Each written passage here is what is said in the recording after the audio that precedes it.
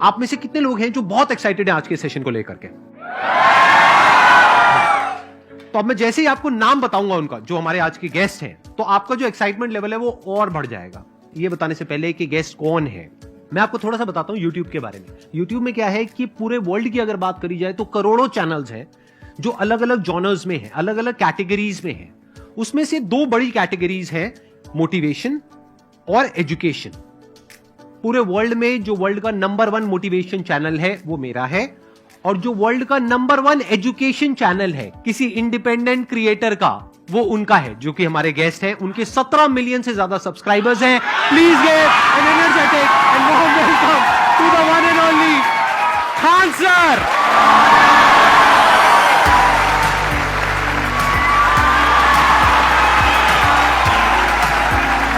क्या हाल चाल जी, कैसे हैं आप?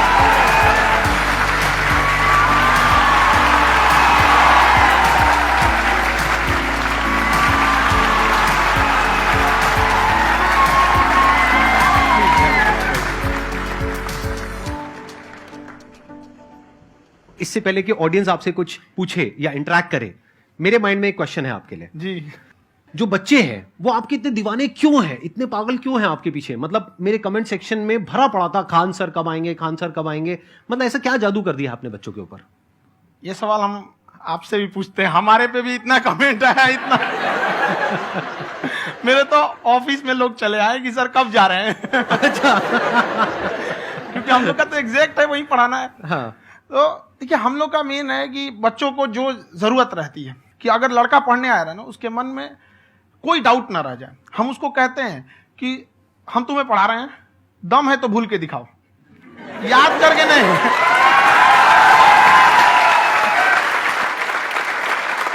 प्लस आप जिस प्राइस पॉइंट पे पढ़ा रहे हैं, आई थिंक वो सबसे कम है, वो बहुत ही कम है। सर, ये जो फीस का कल्चर है, ये हमारा इंडियन कल्चर नहीं है। हमारा इंडियन कल्चर गुरु दक्षिणा है, उस हिसाब से वो सही है। ऑक्सीजन जैसे जिंदगी के लिए जरूरी है, वैसे एजुकेशन जरूरी है। कोई ये नहीं कह सकता है कि पैसे की वजह से वो खान सर के यहां से लौट गया। क्या बात है।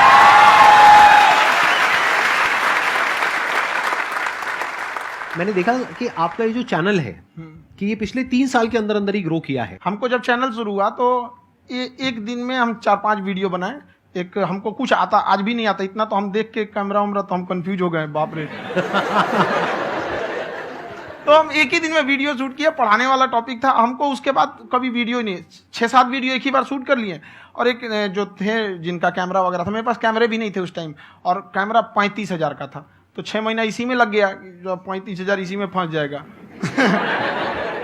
तो उनके कैमरे से शूट किए, उन्होंने कोई चार्ज लिया, उसके बाद हम छोड़ ही दिए। लॉकडाउन लगा, तब हम कहें आप कैसे पढ़ाएंगे, वो तो 1 दिन 2 दिन करते करते अचानक लंबा हो गया।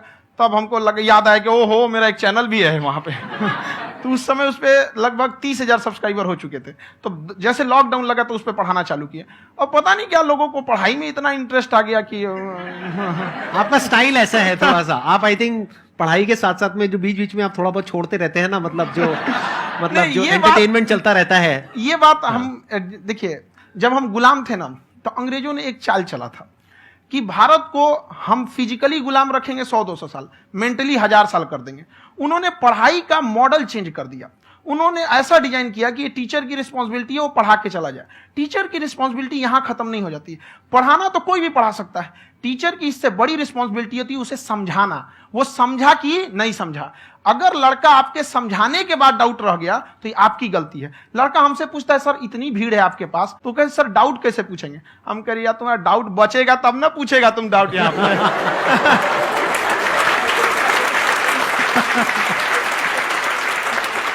कॉन्फिडेंस नेक्स्ट लेवल है खान सर का, मानना पड़ेगा। और शायद यही वजह है इनकी जो ग्रोथ है उसका। किसी ने शायद सपने में भी नहीं सोचा होगा कि पिछले 2 साल के अंदर अंदर जो आपके चैनल की ग्रोथ हुई है, जैसे आप खुद ही बता रहे हैं कि लॉकडाउन के टाइम पे आपके 30,000 के करीब सब्सक्राइबर्स थे, आज की डेट में 17 मिलियन है। और मेरा एक क्वेश्चन और है, इससे पहले कि ऑडियंस में से आपसे कोई क्वेश्चन पूछे, कि कई बार आप ऐसे भी टॉपिक्स टच करते हैं जो थोड़े से कंट्रोवर्शियल हैं या थोड़े से सेंसिटिव हैं, जिसके ऊपर बात करने की हिम्मत आई थिंक बहुत ही कम लोगों में है। तो आपको कभी ये नहीं लगता है कि कहीं ज्यादा तो नहीं हो रहा है, इसको थोड़ा रोक देते हैं, थोड़ा कम कर देते हैं? क्योंकि कोई लाइन ही नहीं है वैसे तो बोलने को, तो आप कुछ भी बोल दो, कितना भी बोल दो।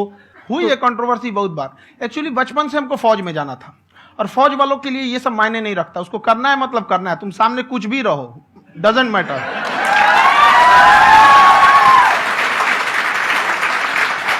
और मैंने YouTube पे देखा कुछ वीडियोस में कि आपका जो इंस्टीट्यूट है वहां पर आज से कुछ साल पहले कुछ बम गिरे थे। हाँ, कुछ गिरे थे, कुछ तो बहुत सॉलिड जगह गिरा था, फटा नहीं वो। मतलब आपके आसपास। हाँ, बम को भी पता है कि टीचर की इज्जत किया जाता है। क्या बात है, क्या बात है।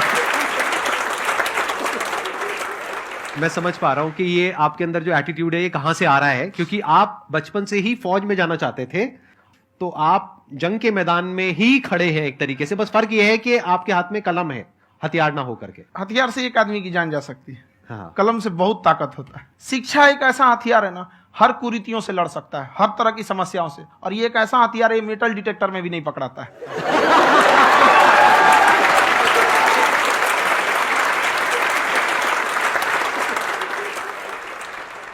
मेरा क्वेश्चन ये है कि अभी प्राइवेट ऑर्गेनाइजेशंस में पीटने का, पनिशमेंट का ये सिस्टम जो है खत्म हो गया है। हम आपके वीडियो में देखे हैं सर कि आप एक बड़ा सा रोल रखे रहते हैं, पुलिस है ना? वाला लाठी है वो, पुलिस वाला लाठी है, और स्टेज पे बुला के बच्चों को उसी से धुनाई शुरू कर देते हैं मस्त एकदम से, है ना? तो सर मतलब कि बच्चे मतलब कि डरते नहीं हैं आपसे, और इस तरीके से कैसे कनेक्टेड हैं आपसे, है ना? और एक और क्वेश्चन सर, यूपीएससी का जो आप अपना बैच स्टार्ट करने वाले हैं, ठीक है, उसके बारे में बताइए सर, क्योंकि मुझे मतलब कुछ इशू करना है सर, ठीक है? और संदीप सर को देख लिए, मेरा तो वैसे ही हो जाना है।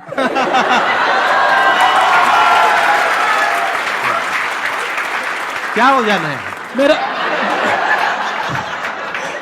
पूरा कंप्लीट करो। I'll be an IAS officer next year because I have seen you, sir. My day is like complete, sir. All the best. Thank you so much, sir. Thank you. पूरा बोला करो। Thank you. देखिए, लड़कों को जहां तक पीटने की बात है, जब पढ़ाने की बात आएगी तो उसको हम पूरे बेहतरीन ढंग से पढ़ाएंगे। लेकिन जब सजा देने की बात आएगी ना, तो वो भी बेहतरीन ढंग से होगा। ऐसा थोड़ी होगा कि बस एक ही चीज बेहतरीन ढंग से होगा। और डर का होना बहुत जरूरी है। ये डर भी अपने आप में एक मोटिवेशन है, क्योंकि जब आपके अंदर एक थोड़ा सा डर रहे ना, तो डर के भागिए मत। एक ऐसा डर जिसको आप लगे कि नहीं नहीं थोड़ा सा और करने की जरूरत है, फिर तो ये हम इसको क्रॉस कर जाएंगे आप। तो लड़कों के अंदर ये डर बनाना भी जरूरी रहता है। और रही बात यूपीएससी वाले की, जो आपने बोला, बहुत सारे लड़के वेट कर रहे हैं यूपीएससी की, क्योंकि 2-2.5 लाख फीस सारे लोग एफोर्ड नहीं कर सकते। और हमारा वही रहता है, हम तो ज्यादातर हमारे स्टूडेंट देखेंगे तो किसी के रिक्शा वाला, सब्जी वाला, यही लोग, इनको तो 2.5 लाख रुपया, इनके पास पूरी संपत्ति नहीं होती है, फीस कहां से भरेंगे वहां पे, उसके बाद रहेंगे कहां से? तो ऑल ओवर इंडिया से, कश्मीर से कन्याकुमारी तक, गरीब से गरीब भी लड़का उसको पढ़ सकता है। यही कुछ 1000 रुपये मंथली, 12-14 हजार साल का पड़ेगा, खत्म हो जाएगा इतना में।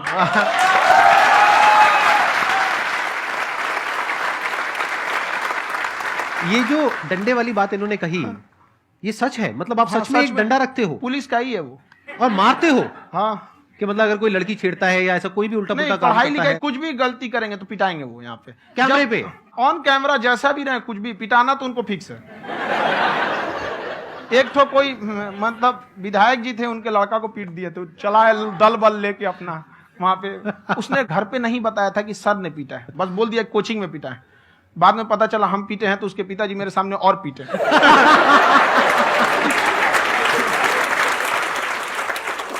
सर आपका सबसे बड़ा डर क्या है, आप दोनों का?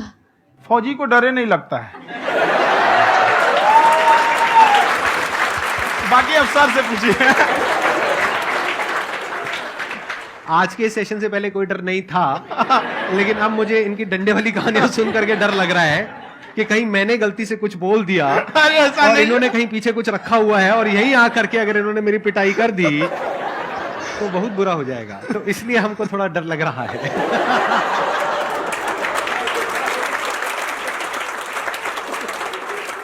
आपकी डेली कितने घंटे क्लासेस होती हैं? 6-7 घंटे। अभी भी खुद ही करते हो आप? हाँ, खुद ही हमारे classes स्टाफ करते परेशान रहते हैं। हम 1:30-2 बजे सोते हैं, सुबह 6 बजे उठ जाते हैं, परेशान रहते हैं। हो?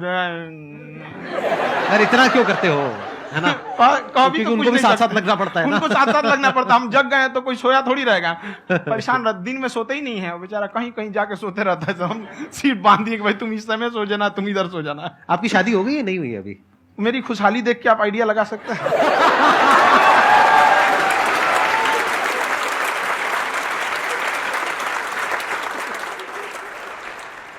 First of all I would like to say sir thank you so much to you and to your team कि आपने मुझे यहाँ आने का मौका दिया।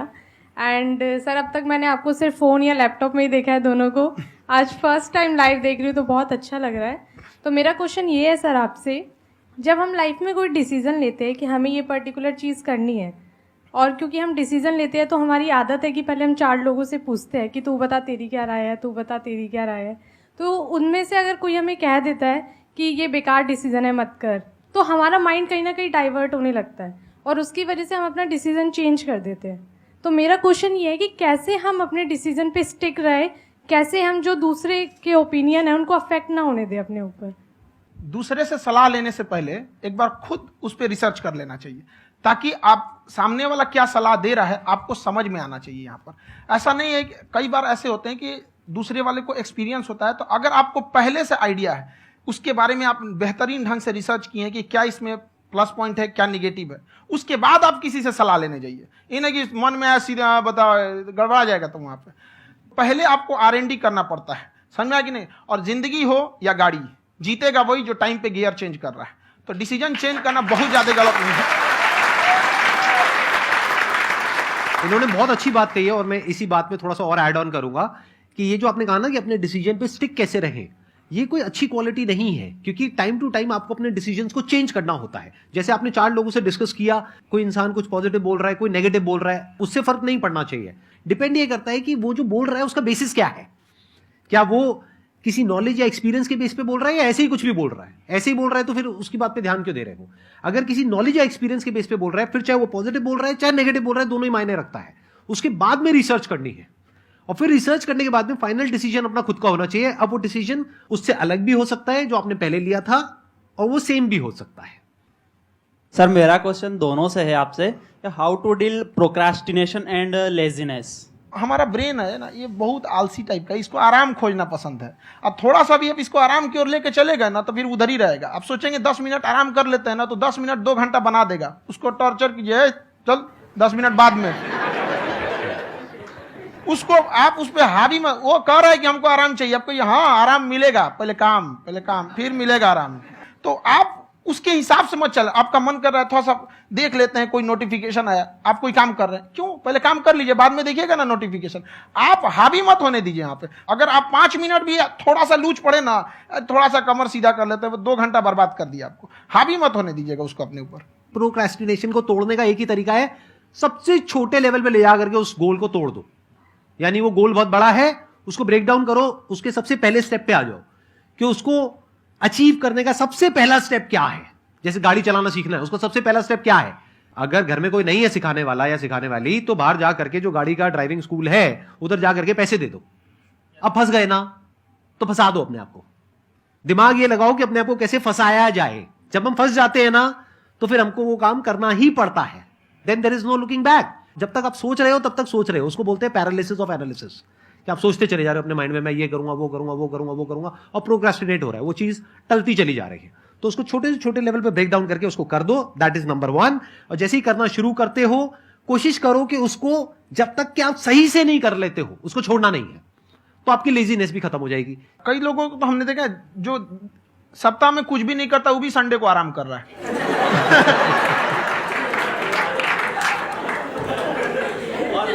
वैसे कहा भी जाता है कि अगर कोई काम आपको करवाना है ना, तो ऐसे किसी इंसान को दो जो बिजी है। हाँ। ऐसे आदमी को मत दो जो खाली है। ये परफेक्ट एग्जाम। किसी को भी आप देखिएगा जिसको आप कहते हैं कि मतलब थोड़ा ठीक ठाक आप समझते हैं कि नहीं ये बहुत आगे निकल, वो एक काम को खत्म करने के बाद कभी आराम नहीं करेगा। एक काम खत्म हुआ उसको लगेगा हाँ एक खत्म हो गया, अब दूसरा करना चाहिए। और वही जिसको देखिएगा एक खत्म हो गया और आराम करना चाहिए, कभी नहीं, लाइफ में आखिरी सांस तक। सर यहाँ पे सब हिंदी में पूछते हैं, इंग्लिश में पूछते हैं, मैं भोजपुरी में पूछूं? जौन भाषा ठीक लगे तोने में पूछ दो। हाँ सर।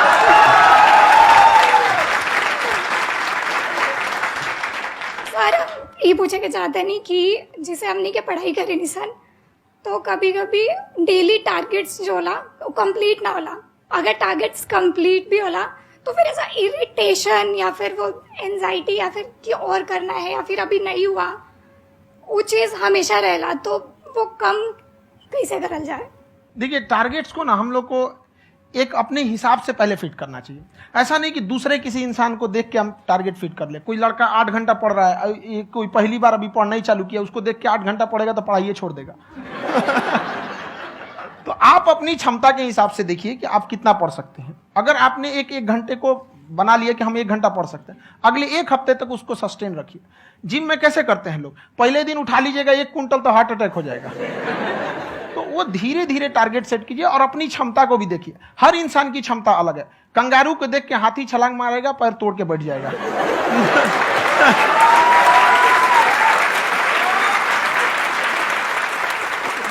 अब संदीप सर का मोटिवेशन देख के इसका मतलब क्या कि ट्रेन के आगे खड़ा हो जाएंगे, ढकेल देंगे तुमको।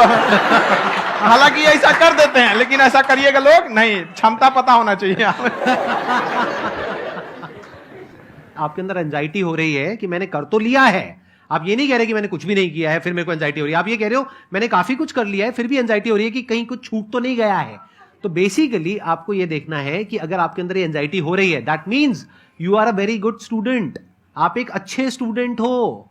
क्यों? क्योंकि बहुत सारे स्टूडेंट्स तो ऐसे हैं उनको पढ़ने के नाम से एंजाइटी होती है। तो आपको एंजाइटी हो रही है कि मैंने पढ़ लिया, दिन में मानो 8 घंटे का आपने टारगेट सेट किया और 6 घंटे पढ़ लिया, या मान लो 8 घंटे भी पढ़ लिया, फिर भी एंजाइटी हो रही है कि मैंने 10 घंटे नहीं पढ़ा। तो ये तो अच्छी क्वालिटी है ना, ये तो एक ब्रिलियंट स्टूडेंट की क्वालिटी है, क्योंकि एंजाइटी उसी को होती है जो केयर करता है, जिसको परवाह है, उसी की तो एंजाइटी होती है। जैसे माँ को अपने बच्चे की, जैसे एक माँ को अपने बच्चे के, जैसे एक माँ को अपने बच्चे को लेकर के एंजाइटी होती है। हंस लो मजाक उड़ा लो मेरा। कोई बात नहीं, एडिट कर देंगे इसको हम। हाँ।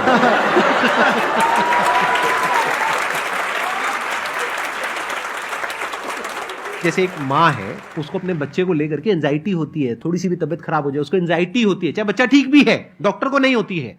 क्यों? क्योंकि माँ को उस बच्चे से प्यार है। तो दैट मीन्स कि आप अपनी पढ़ाई को लेकर के सीरियस हो, इस वजह से आपके अंदर एंजाइटी हो रही है, विच इज नॉर्मल। जहां पर प्यार मोहब्बत होती है वहां पर थोड़ी बहुत एंजाइटी तो होती ही है ना। समझ रहे हो ना मैं क्या कहना चाह रहा हूं?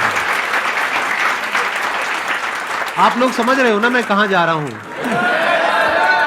जब वो किसी और से बात करती है तो एंजाइटी होती है ना।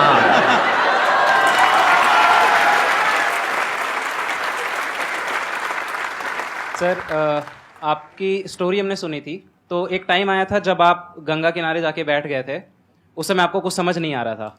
तो उस समय मतलब आपने ये डिसीजन कैसे लिया कि अब आगे नहीं, यहाँ से वापस जाना है? रास्ता ही नहीं था। घर जाने के लिए एटलीस्ट 90 रुपए चाहिए थे, जेब में 40 रुपए थे, कैसे घर जाते हैं? और हम गंगा के किनारे चुपचाप बैठे बैठे हम कहें कि अब बहुत टेंशन हो गया, अब घर जाना चाहिए। रूम पे, तो किराए के रूम पे ही आदमी सारे लोग रहते। गए वहां पे तो रूम लॉक हो गया था। तुम खटखटाए तो ऊपर से गुस्सा से बोले जो ऑनर थे, क्या टाइम हो गया है? तुम कहे 9-10 बज रहा होगा। घड़ी देखिए तो 2 बज रहा था रात का, 2-2:30 बज गया था वहाँ। टेंशन में आप तो होता है, कई बार ऐसा समय आएगा कि लगेगा जैसे अब कुछ नहीं हो सकता है। तो इससे घबराना नहीं है। कभी कभी गुच्छे की आखिरी चाबी भी ताला खोल देती है। जो बातें आपने बताई कि घर में प्रॉब्लम्स ये तो बहुत लोगों ने फेस करी वहां पर, आप अकेले नहीं है, बहुत लोगों ने ये प्रॉब्लम्स फेस करी, बहुत तरह की प्रॉब्लम्स देखी, बहुत तरह की स्ट्रगल्स देखी, लेकिन वो सब इतने कामयाब नहीं हो पाए जितने कि आप हुए। तो आपके अंदर ऐसा कुछ ना कुछ है जो औरों के अंदर नहीं है। तो वो मैं जानना चाह रहा हूं कि वो ऐसा क्या था जहां से कि आपका दिमाग यहां तक सोच पा रहा है कि मैं पूरे इंडिया में इतने बड़े लेवल का चेंज लेकर के आ सकता हूं, एजुकेशन फील्ड में रेवोल्यूशन लेकर के आ सकता हूं। ये सोचना ही बहुत लोगों के बस का नहीं है। मेरी एक खुद की थिंकिंग, अगर हमको कोई 100 रुपए किसी काम के लिए दिया, हम सबसे यही कहते हैं, तो हम कोशिश करते हैं उसे 200 का रिटर्न दे।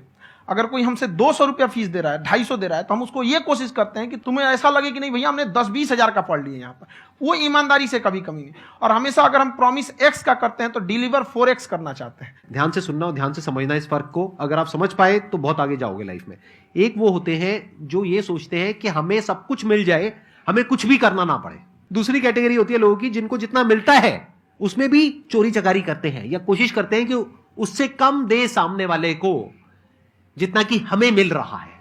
तीसरी कैटेगरी होती है लोगों की, जो इनके जैसे लोग होते हैं, वो क्या करते हैं, वो ये सोचते हैं कि अगर मैंने किसी से 1 रुपए भी लिया, देखा जाए तो 200-250 रुपए कुछ भी नहीं होता है, 200-250 रुपए अगर मैंने लिया तो कैसे उसको 400 रुपए की वैल्यू दूं। ये जो थिंकिंग है ना, यही एक फर्क होता है एक ऐसे इंसान में जो बहुत आगे निकल जाता है और उस इंसान में जो मीडियोकर रह जाता है। आप अपने आप को अपने आप के ऊपर समय दीजिए, उसको डेवलप कीजिए। जब आप अपने आप के ऊपर खर्च करते हैं तो आने वाले समय में लोग गूगल पे आपको सर्च करते हैं। क्या बात है सर, ये आपने अभी बनाया है या ये कोई पुराना आपका वो है? बनते रहता है इसे, फ्लो में बन जाता है। आपके अंदर ना सर एक कवि छुपा हुआ है कहीं ना कहीं जो बाहर आना चाहता है। कभी ना कभी आपने सोचा होगा कुछ। हाँ, कभी कभी देखिए, एक चीज है, संगत का बहुत अच्छा असर पड़ता है। ये चीज को हमेशा, संगति का मतलब लोग हल्के में ले लेते हैं। संगति का मतलब होता है संग संग गति। तो अच्छे लोग के साथ रहेंगे तो संग संग अच्छी गति होती जाएगी, खराब में रहेंगे तो ये भी होता है। बट अपने आप को थोड़ा सोचना चाहिए कि हम केवल जी के मर जाएं इसके लिए नहीं आए हैं। लोग कहते हैं कि सर नाम क्यों नहीं बताते अपना। हमारी एक ही सोच है कि जाने के बाद इस दुनिया से हमको मतलब एक चीज देना चाहते हैं स्टूडेंट्स को, कि वो याद करें कि इस पैसे की भाग दौड़ की दुनिया में हर कोई दोनों हाथ से लूटने में लगा है, खाली हाथ जाने के लिए ये सबको लगा है। तो हर कोई को ये सोचना चाहिए कि था कोई इंसान जो इतने कम फीस में इतनी शिक्षा जो महंगी थी, जो कमाने का रास्ता था, उसको भी एकदम कंपटीशन इतना कर दिया कि अब लोगों को अपनी फीस बढ़ाने में डर लगता है कि अरे यार, लड़का कमेंट करता है कि खान सर इतना ले रहे हैं, आप बहुत बड़ा टीचर हो गए।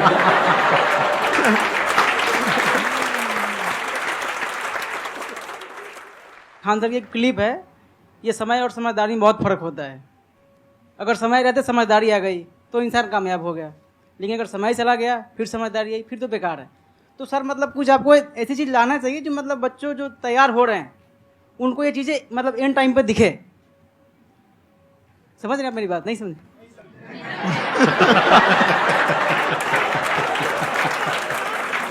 यही होता है सर, सर का मोटिवेशन ज्यादा हो जाता है।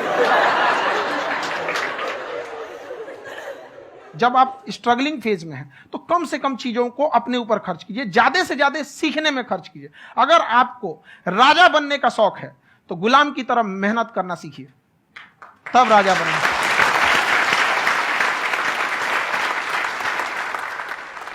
ये दुख, ये दर्द, ये सब तेरे अंदर है। तू अपने बनाए इस पिजड़े से बाहर निकल के देख, तू अपने आप में एक सिकंदर है।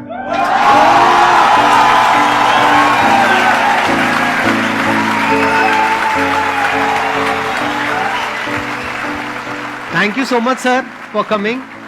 बहुत मजा आया मेरे को आपके साथ में इंटरेक्ट करके। आई एम श्योर आप लोगों को भी बहुत मजा आया होगा।